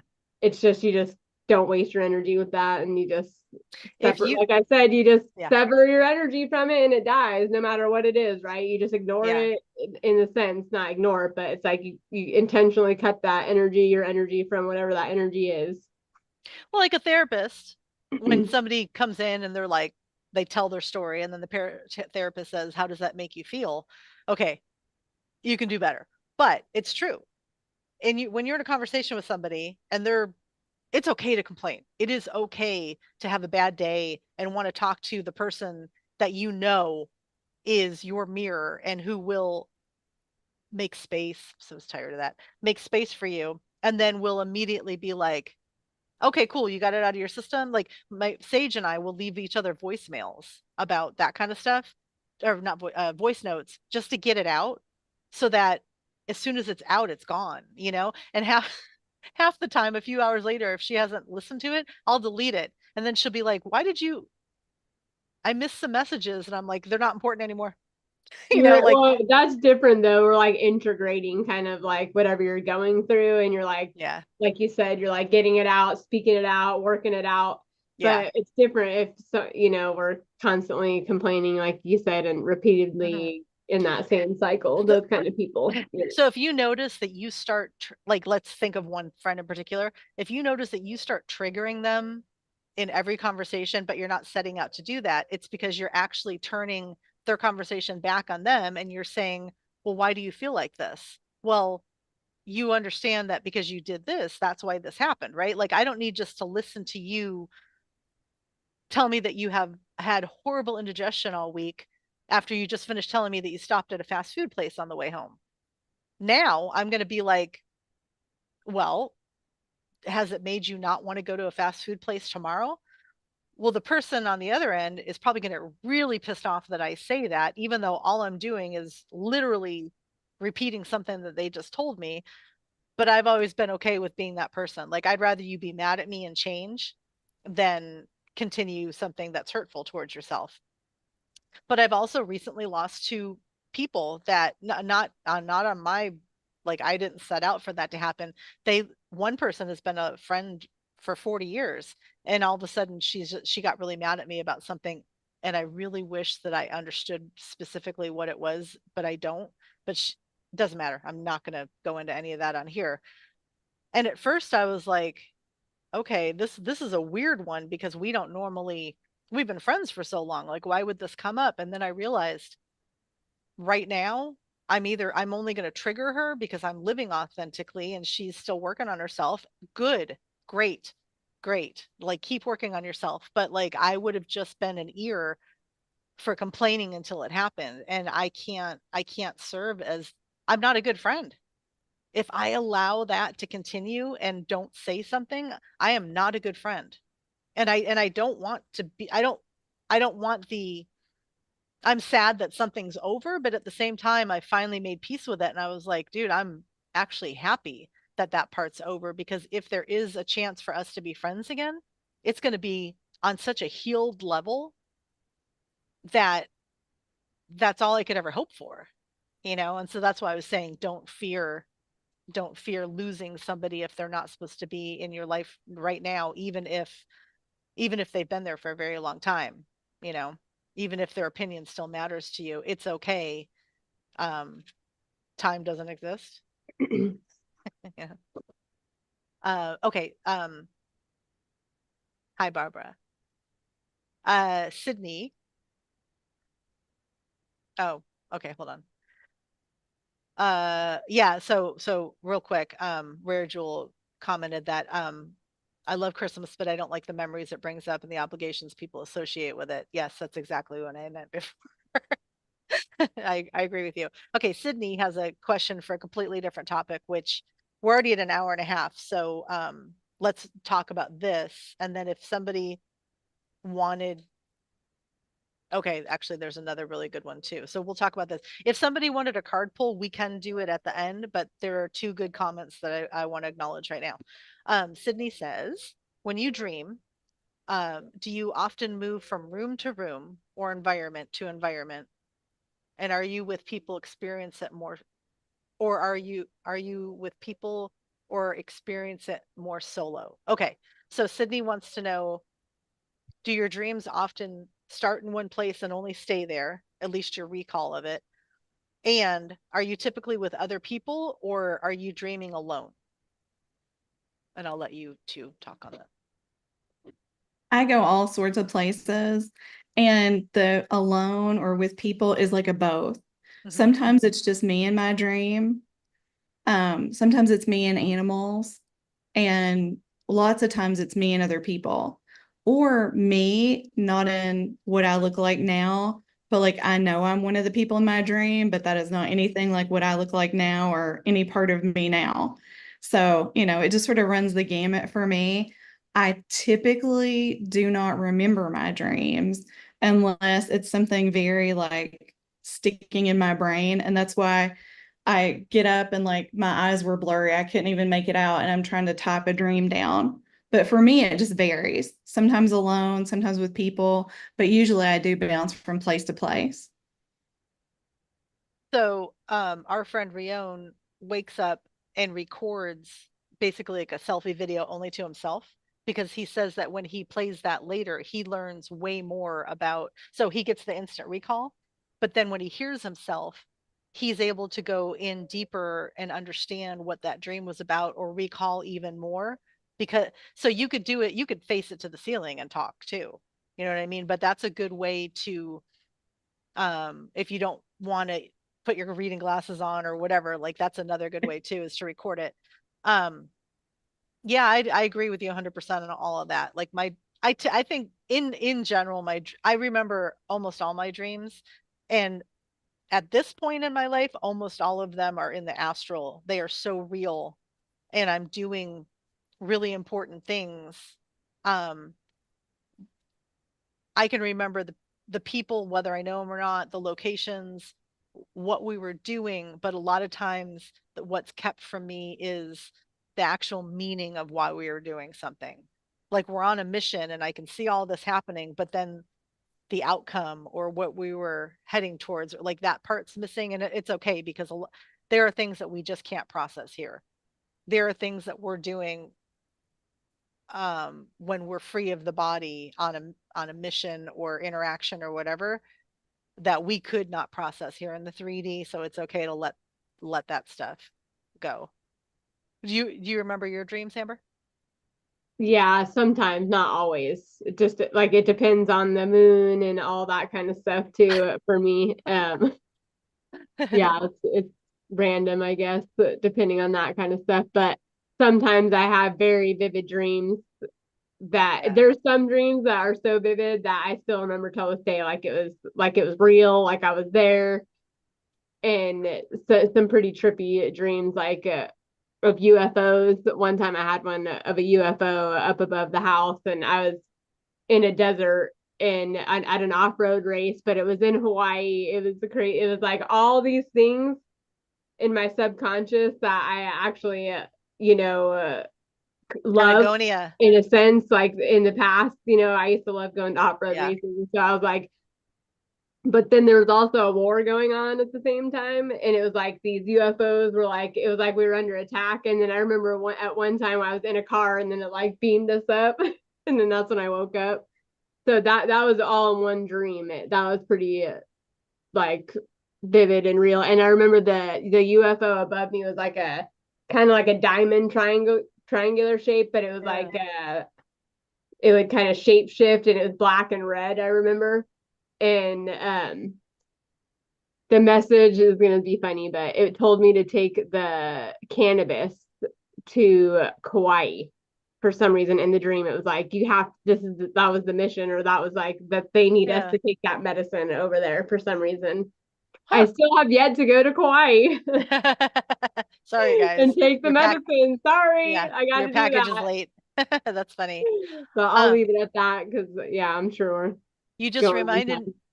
you just reminded me that about 2 years ago, for an entire year, I was witnessing and participating in like creating inventions.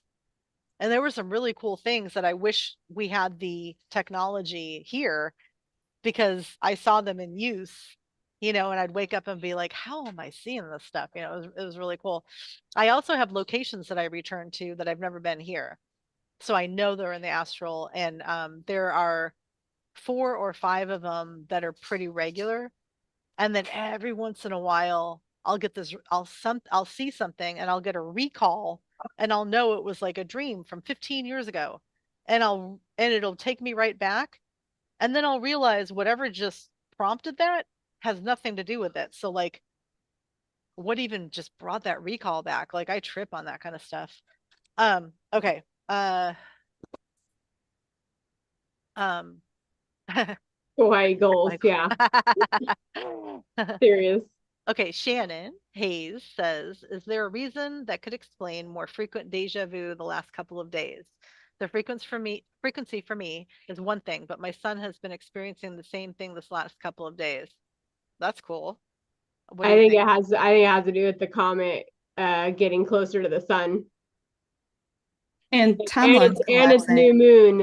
It's going to be new moon. Yeah, veil spin. Hmm. And Feel so there's a lot of timeline collapse happening too. yeah.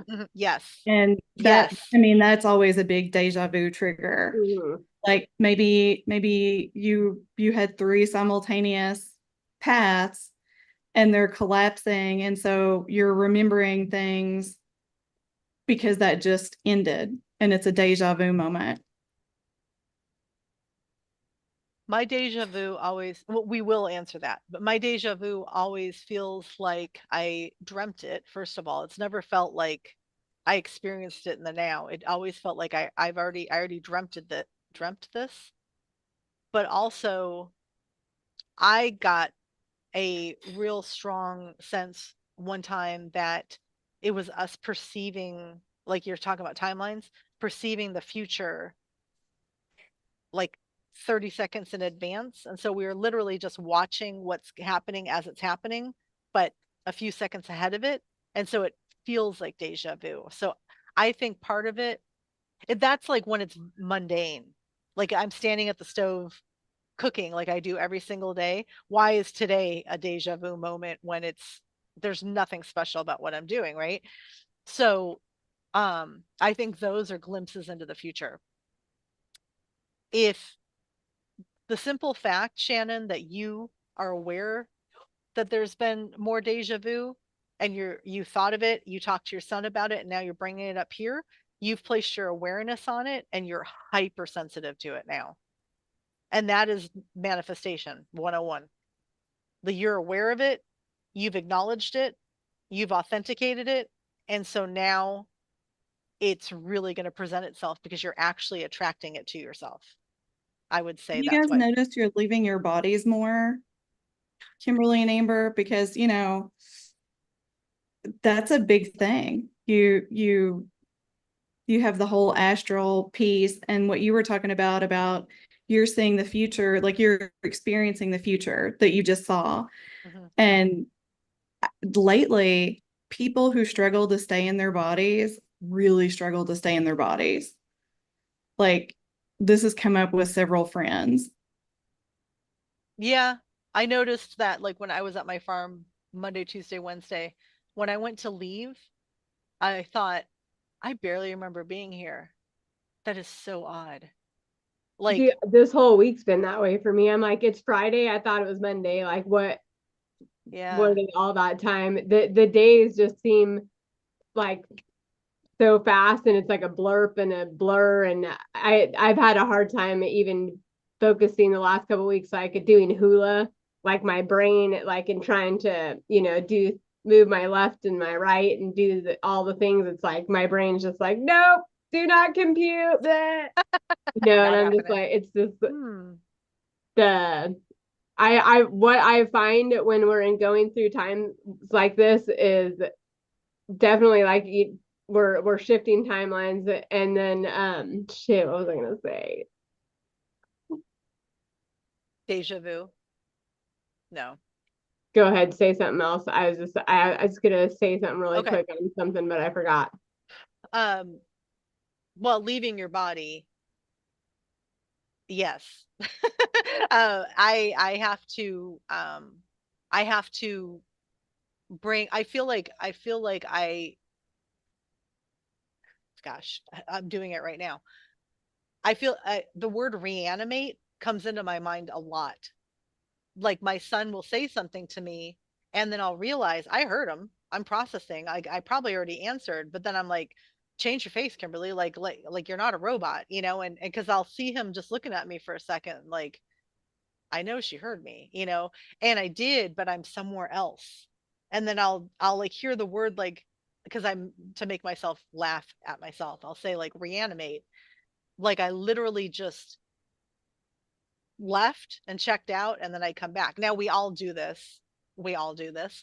But yes, I've been doing it a lot more It's recently. I remember what I was gonna say. It when we go through these energetic times, it's just the consciousness is at such a higher state that at those frequencies Ajay. we don't think.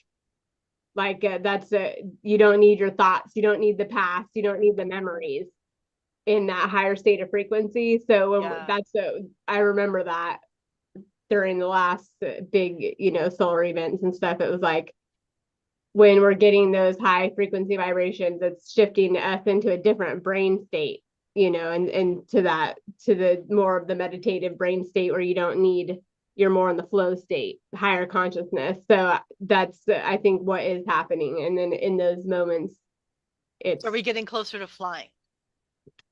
when everybody just remembers. That's yes, that's I want to remember I'm Remember, how. excited it about has that part. everyone just has to believe. No, Barbara said her thoughts on deja vu are they are a bit of dimensional bleeding. Yeah, that's Mhm. exactly. Yeah. And then Okay. Shannon, if I can ask which kid, is it J or C? What now? Oh, Shannon has two kids. Oh, One's name starts with a J and one starts with a oh, C. oh, So I'm okay. just wondering which kid it is because they each have different. C. I'm Yeah. guessing. Oh, okay. Yeah. I'm get. C is the one that I I'm just am guessing. expecting it to She hasn't be. really yet. Yeah. Uh, But I don't uh, know. They both have different capabilities. C. She Okay. said Yeah. C. Yeah. I expected it to be him because I think you all are doing it differently. He's leaving his body and jumping ahead. You're staying in your body and yours is your psychic future sight. But that's why when you said that, I'm like, oh, which kid? Because I think child C is leaving his body, Hmm. which he can do. I don't. I don't know you, Shannon. My I'm thing sorry, right but I just now have is that C. do everything we can to stay grounded in the body, Yes. right? That's where we Yes. all need to be, and everybody's so focused on being somewhere else and out of the body and in the astral and this and that. But in actuality, the time is now to be creating the new on that earth, in the earth, with the Yeah. earth, yeah. I've Well, struggled. I even took a salt bath me like too. this. I was like, I've done that twice recently. I need to do that more, but I've done that twice recently, and it's funny that we do remember that there are certain things, because I made that ancient mineral spray, salt spray that Amber turned me on to, and I've been doing that daily, but I actually got in the bathtub twice in the last week instead of just taking a shower because I'm like, I need this. Like I need so like Amber, you just said we're supposed to be in the body. I heard myself 15 minutes ago saying how I've been getting nauseous out of nowhere.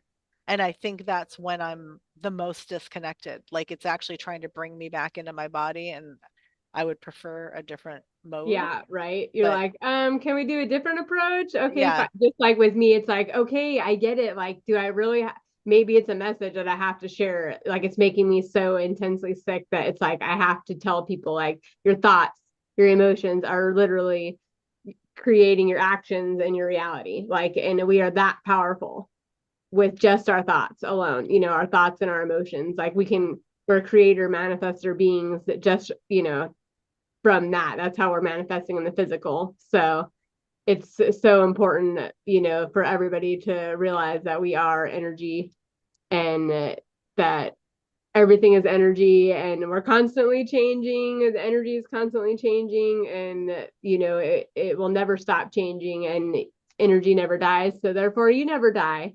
You just change form. that's So true. anyways, I guess I'm going to pull some cards for, I think, For Sydney. Sydney, and then we can wrap it up. Yes. We've some of you have been here for almost 2 hours. Thank you. Okay, so Sydney would like to get some information about connecting with someone important, someone to travel through life together with as opposed to being solo.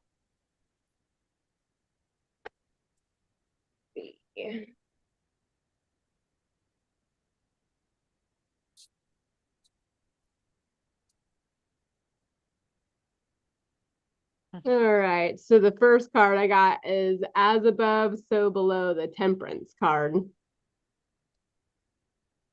Temperance? The Temperance I card, think yeah. Temperance is the Sagittarius card, and that's Sydney.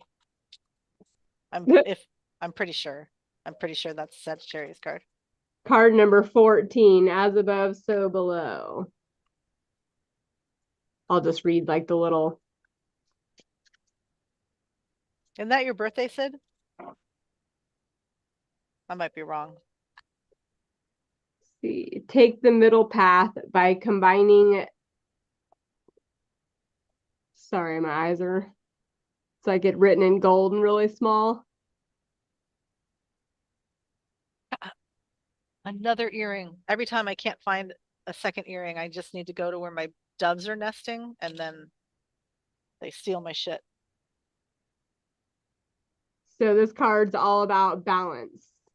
It invites you to take the middle path, see both sides of differing perspectives of a situation, and hold space as a peacekeeper rather than adding further fuel to the fire. Patience and moderation are the keys right now.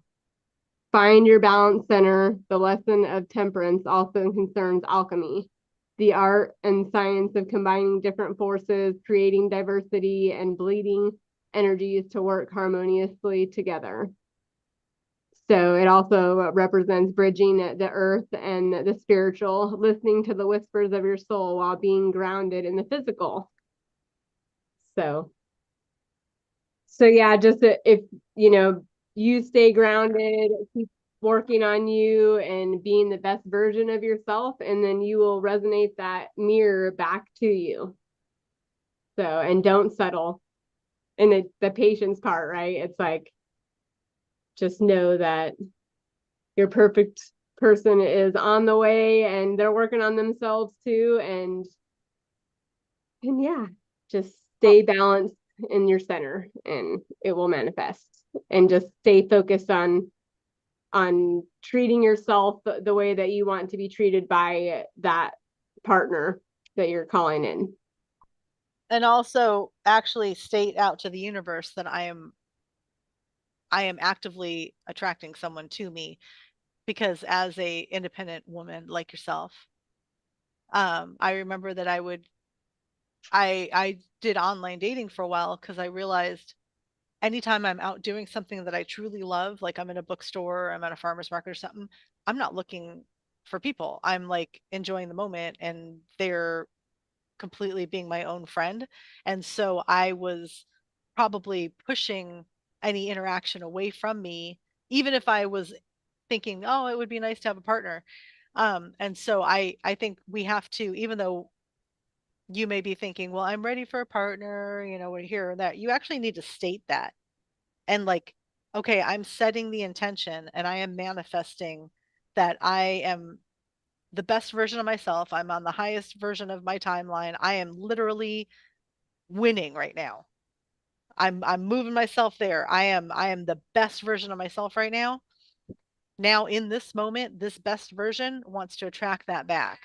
And now I'm going to be in the state of mind that I am open and ready to receive only someone that is going to serve my highest good. And once you've stated that and burned a candle or whatever you want to do, once you have made that message clear, then you can realize that it's set in motion, you can let it go. But when you're out doing things, you need to be open to the possibilities that in the past, like you might not have seen or noticed or rejected because it wasn't exactly ideal, you know?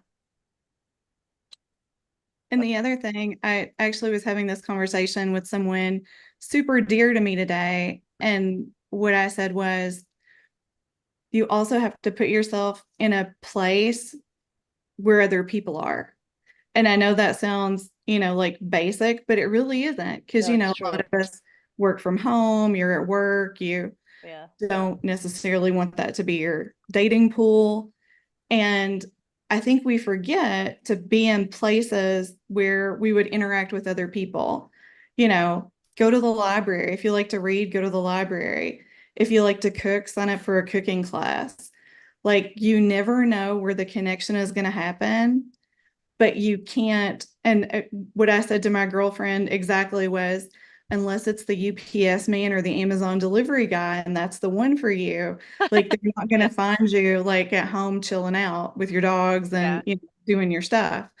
So, don't forget that part either. And then I had a lovely couple once just absolutely randomly tell me, like, I was picking up burgers for my boys, and they're like, they told me how they met. And the lady had made a list of qualities that she wanted in a mate, like just different things down to like her favorite letter, like the letter she thought that would look best with her first name. And I mean, she had a list. And one of the things on her list was she wanted someone that her family had known forever. And they brought out this picture. And she said, we moved when I was like 9 or whatever. So I just assumed that that would never happen. She starts dating a guy. They were both in college at UTSA in San Antonio. She brought this guy home. It was like their second date. She brought him home to meet her family, and they were going on their second date. And he said his name, and the dad went through the house and brought back a picture of this man as a baby sitting on this woman's uncle's knee in the town that they had lived in before. They had been next door neighbors. Their families had been next door neighbors. So, you also need to know what you want, and it doesn't have to be, you know, a laundry list, but like know what you want, even down to physical stuff. Like a lot of people feel like that's sort of, superficial. Like you may just be really attracted to green eyes or brown eyes or blue eyes. But if there's something that checks a box for you, write it down and keep that. And you don't have to just make sure somebody checks all those boxes, but you'll be amazed when someone shows up who checks a lot of those boxes. And maybe that's a good sign. Yeah. The more Well, specific you are too, the faster it manifests. So yes, Right. you're spot on it, like that. Write it down. It's very specific. So important. Anything we do, whatever you're trying to manifest, everybody, yeah, the more specific we are, the faster it'll manifest. so then the other stuff that floats around the edges of this is the stuff that I always like, what lies are you telling yourself? And now I know that sounds random, but I'll make sense out of this. For me personally, when I finally got together with the partner that I'm with now, and it took years for us to get to the point where it's like the perfect relationship for us, both of us right now, right? Because I don't need very much, but I kept this romantic idea of what everybody else says that you're supposed to find in a partner and how much time you're supposed to spend with them. Are you supposed to live together? All this other stuff, right? Well, when it comes down to it, and I know Sydney really well, when it comes down to it, I'm going to make I statements here, Sydney, but how much, okay, we all want someone to enjoy life with, but are you willing to change some of the things that you really like to do solo? So I think you need to really look at where am I blocking? Because like me personally, I like my own space and I don't like people messing it up. I'm not saying like I'm a neat freak, but I have a lot of weird systems in place and I don't want somebody to come in and screw up those systems. So I'm not the kind of person to move in with somebody else, especially at this point in my life. Like I've lived a whole life. Like, really, am I going to merge? Like, whatever. So, if that's what you want, Sydney, you have to look at everything else in your life and decide where you're willing to make compromises and where you're not, and where you're willing to budge, what you absolutely have to keep for yourself, what you can open up to share, and you have to get in the mindset of I'm ready for those major changes, because only when those major changes are open will somebody even have room to get in there. You are so self-sufficient and independent and smart and talented, and this, like, you're already a really good friend to yourself, you're already a really good time on your own. So you don't have to, but this is just I had to do this. You have to get real with what you still are going to want to do alone so that you don't give that up and sabotage the relationship. You have to realize where what are the parts that you really do want to share with someone else, and then make them available for that other person to comprehend and be able to fill that space. And when you just make a few of those little tweaks, then you'll realize, like, okay, now I know what I'm looking for. Now I got something that I'm working with. I've set a hard boundary here. I'm not going to fall in love, and when my chemicals are all out of whack, give up way too much of that one thing that has always been really important to me. And that's where then you realize, and you look back, that's where your relationship's tanked. Like, I had to do all that. I don't know. Those are just, you know, Good some advice. Okay, one last question and then I think we're probably going to have to stop. How how do the Orionids affect the spiritual energy? The That's a Orion good is one. Orion is where the superhighway is with all the ships, right, Amber? Yeah, I believe so. Okay, at least. I Um, mean, it just depends because there's a, you know, so yeah, if our friend Rion is correct, and I do believe he is, there is the superhighway that the ships use to travel interdimensionally and like coming from other universes and coming in. Okay. So that is something that's happening also in the Orion network. How do you say that correctly? The constellation. Yeah, the It's constellation of Orion. So that and Orion's a hunter. Like in Greek mythology, Orion was a hunter. So I always think of them, and it's funny because it's exactly what we've been talking about: focused, manifestation, and the whole highway thing. This connection between dimensions and realms and the living and the dead and the otherworldly. if things are popping off, that's where it's popping off. And I don't normally go to the negative. So how would it expect? So it is its own thing with its own energy, and then it has other stuff coming through, whether those are battles for good and evil or um, races looking for new locations because they lost like there. I think there's a lot of upheaval in that space. It's also a positive thing. I mean, it's a way for connectivity and travel, but it's like building a sanctuary next to a really busy highway. You can walk in and close the door, but all of that chaotic energy is still next to it. And so I don't know if we're answering this correctly for you, but that's what I'm getting. Yeah, I would say you're going to be a lot more connected. And I would also say that it's a good time for focused manifestation. And if you want to work on something, a hunter has a target, they've got a mark. Like this is a set your mark kind of energy to me. And I think that, to Kimberly's point, there's a lot of battle energy, I guess is like the only way to say it. There's a lot of battle energy in that. So like what is something that you want to focus on? And I know Annie does a lot of crystal work. Like this would be a good manifesting, like I'm probably gonna say it word, but wrong. I say the word wrong, but like I keep getting like green adventurine, which is like a positive green energy kind of thing.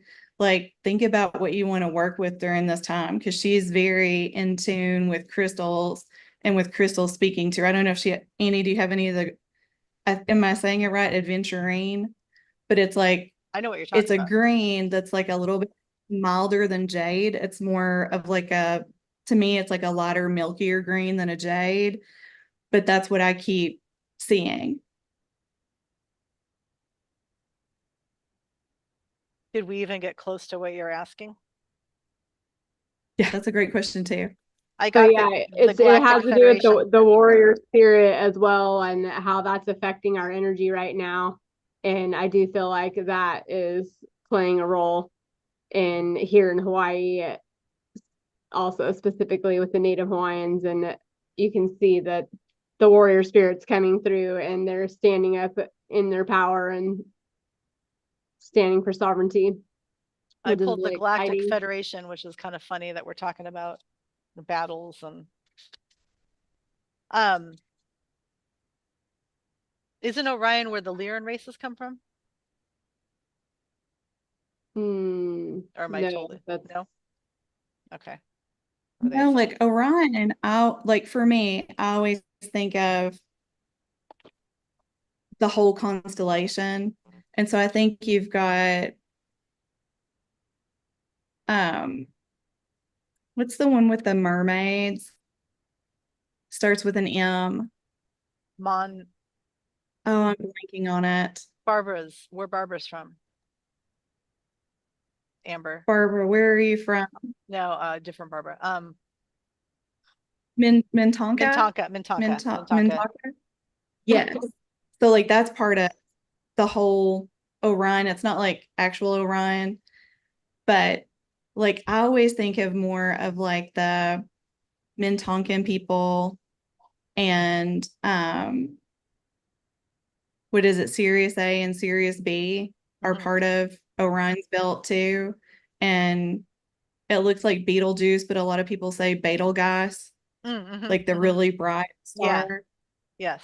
So all the ships and stuff, what you were talking about, the different races, there's so many different races in the Orion constellation. So I think that's just spot on. Yeah. I just looked up Orion star seeds and it says Warriors of Light is a title of a book that explores the beliefs surrounding the souls believed to originate from the Orion constellation. And they're literally called Warriors of Light, who carry the lessons of the galactic conflict and deep longing for peace and balance as part of their spiritual evolution. So,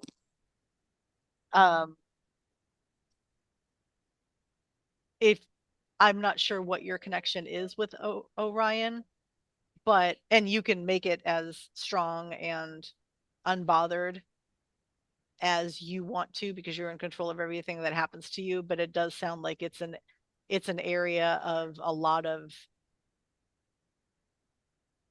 like a battle.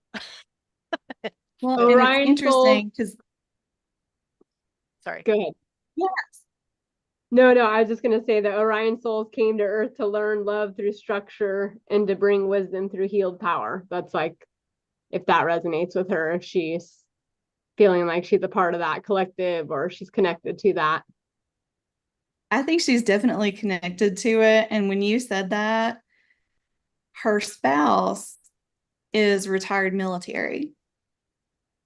Battle energy, warrior energy.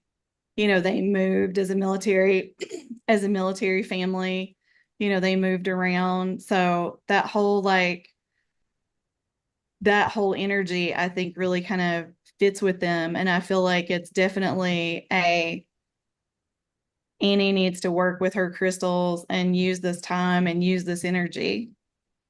And I just realized that you were also we were pretty off. We told you what we were supposed to tell you, but you're referring to the yearly meteor shower that's happening right about now. Oh, and it's the debris left behind Halley's Comet. And it happens from the beginning of October until the first week of November. But you know what? Yeah. I stand behind what we said because that's a lot of movement. And every year, the fact that we exist is impressive because the Taurids just barely don't hit Earth. So I know, right? It's all just I how love many of meteor it even. showers. Yeah, I love all of it. And I think that it's The exciting to be a energy part. of the meteor shower. Does anybody know? What now? What's the energy associated with that meteor shower? What we were just talking about, probably. Yeah, I actually. That's what I'm curious about. Yeah. Yeah. I think meteor showers are like a roller coaster. It's super exciting, and you totally take the ride, but once you're on it, you're like you're still you okay. You put yourself on something that you know is going to shake you down to your core and foundation, yet you want change so badly that you're willing to kind of step into the unknown to do it. And I feel like that would be a meteor shower energy. Polarity resolution, guys. Polarity resolution.